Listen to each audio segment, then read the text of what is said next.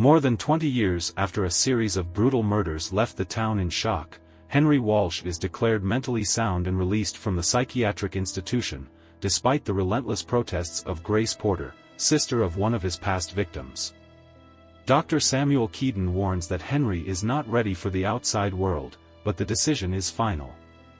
Against all reason, Henry returns to the place where his nightmares were born, the rotting, towering house that looms over the Walsh Hotel. Henry takes a job at a local diner, trying to slip into a normal life. But the past refuses to stay buried.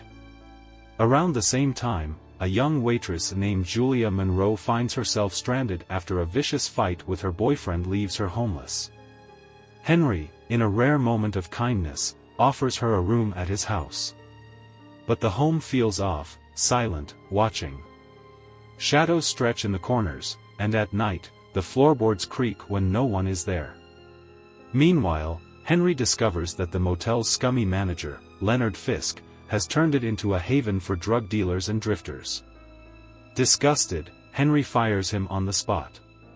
Leonard doesn't take it well. That night, drunk and seething with rage, he storms into the house, shouting threats. Henry stands motionless, gripping a kitchen knife, his breath slow and steady. But before things escalate, Leonard stumbles back into the darkness. The next morning, the sheriff finds Leonard's mutilated body in a nearby alley. His throat has been sliced so deeply his head is nearly severed. Henry says nothing, but his fingers twitch when he hears the news. Then, the messages start.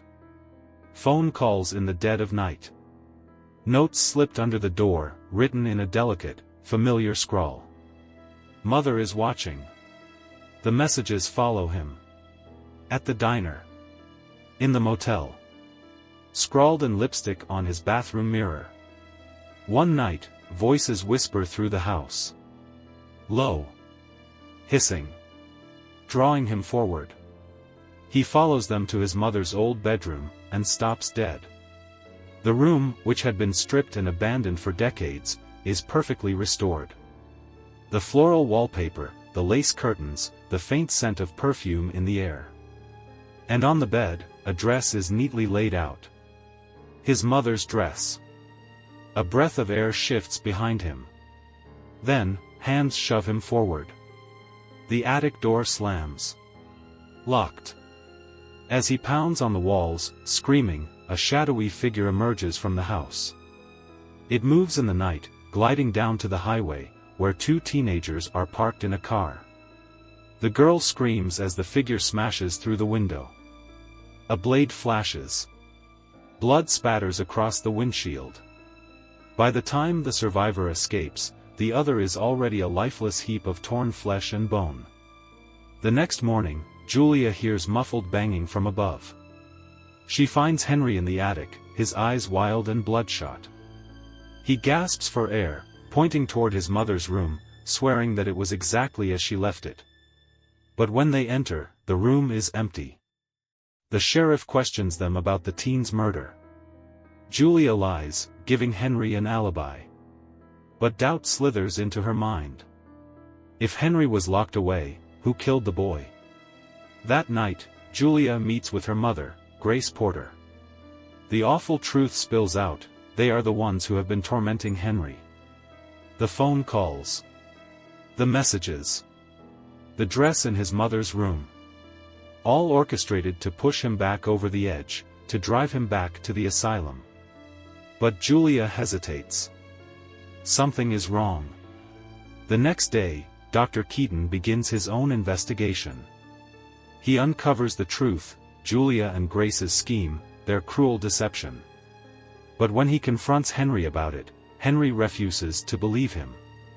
He is convinced his real mother is out there, protecting him. When Henry confronts Julia, she breaks down and admits her part in Grace's plan, but she swears she's done with it. She knows now Henry isn't the monster her mother claimed he was. But Grace? She refuses to stop. That night, Grace sneaks into the basement to retrieve her mother, disguised for one last torment. She never comes back up. A dark silhouette steps from the shadows. The knife plunges deep. Grace gasps, a ragged, gurgling sound as the blade twists. Blood spills in thick rivers down her chest. Hands grip her throat. A final, sickening crack echoes through the house. Her body is dragged into the fruit cellar. The next morning, the police find Leonard Fisk's rotting corpse. Panic sets in. Julia rushes to Henry's house, desperate to get him out before they pin the blame on him. But when she arrives, he is already lost. Talking to Mother. She listens from the stairs. A long silence. Then, his voice changes. High-pitched. Sweet. Don't worry, my darling. I'll take care of everything. Julia trembles. The receiver in Henry's hand is dead. No one is on the other end. Desperate, she races to the basement and throws on the mother disguise. Maybe, just maybe, if she plays the part, she can reach him. She steps into the kitchen, pleading. Hang up the phone, Henry. Please. A floorboard creaks behind her. A shadow looms. Dr. Keaton. He thinks he has caught her in the act. That she's the one terrorizing Henry.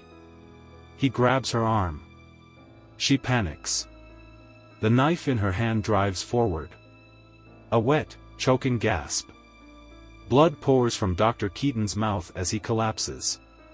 Henry turns. His eyes widen. And then, he smiles. Mother is back.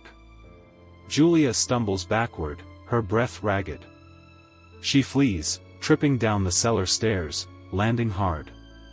Something shifts beneath her. Cold. Wet. Grace's dead eyes stare up at her. Julia screams. Footsteps creak above her. Henry descends slowly. The knife in his hand gleams. Julia's hand fumbles, gripping the blade beside her.